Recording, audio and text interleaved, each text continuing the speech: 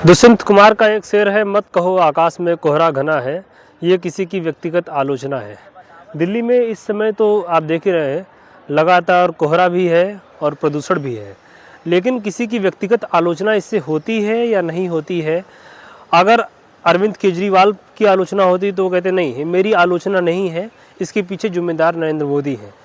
नरेंद्र मोदी को या फिर भाजपा को अगर जिम्मेदार ठहराया जाता है तो वो कहते हैं कि नहीं, यहाँ की जो प्रदेश सरकार है वही इसके पीछे की जिम्मेदार है। अब दिल्ली के चुनाव 5 फरवरी को होने हैं, 8 फरवरी को दिल्ली के चुनावों के परिणाम आने हैं। दिल्ली में अरविंद केजरीवाल ने 2020 में जो वादे किए थे वो ज़मीन पे तो हमें पूरी तरीके से पूरे होते हुए नहीं दिखते हैं।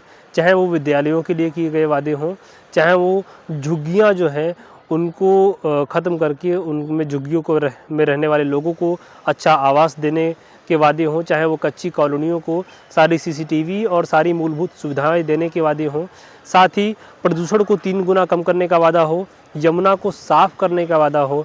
ऐसे तमाम वादे जो अरविंद केजरीवाल ने 10 वादे किए थे वो पूरे होते हुए पूरी तरीके से नहीं दिख रहे हैं। अब दिल्ली के चुनाव में एंट्री हो चुकी है कांग्रेस की भी। कांग्रेस चुनाव लड़ रही है सारी सीटों पर, भाजपा भी सारी सीटों पर चुनाव लड़ेगी और आम आदमी पार्टी।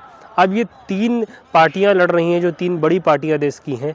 क्या यहाँ पर त्रिकोणीय चुनाव होगा या नहीं होगा? साथ ही जो सोशल वेलफेयर स्कीम है वो भी लगातार लॉन्च करी जा रही है आम आदमी पार्टी की तरफ से, और रेवड़ी कह के ही वो लॉन्च कर रहे हैं, जो महिला सम्मान योजना है या फिर और तमाम योजनाएं जो हमें दिख रही हैं। अब यहाँ पर जो राहुल गांधी वर्सेज केजरीवाल का जो एक पॉइंट ऑफ व्यू है, या फिर कहा जाता है कि केजरीवाल कहते हैं कि जो कांग्रेस है और जो भाजपा है वो एक ही सिक्के के 2 पहलू है। कांग्रेस कहती है कि नहीं, जो आम आदमी पार्टी है वो भाजपा है, ये एक ही सिक्के के 2 पहलू हैं।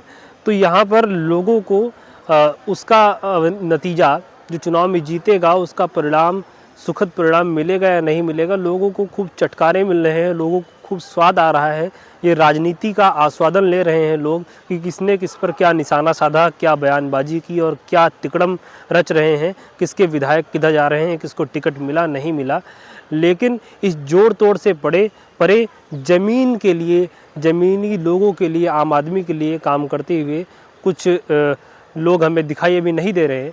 हम आशा करेंगे कि और नज़र रखेंगे इस पर कि आगे क्या होता है। धन्यवाद। कैमरामैन पवन कुमार के साथ मैं सुब्रांश, जामिया टीवी।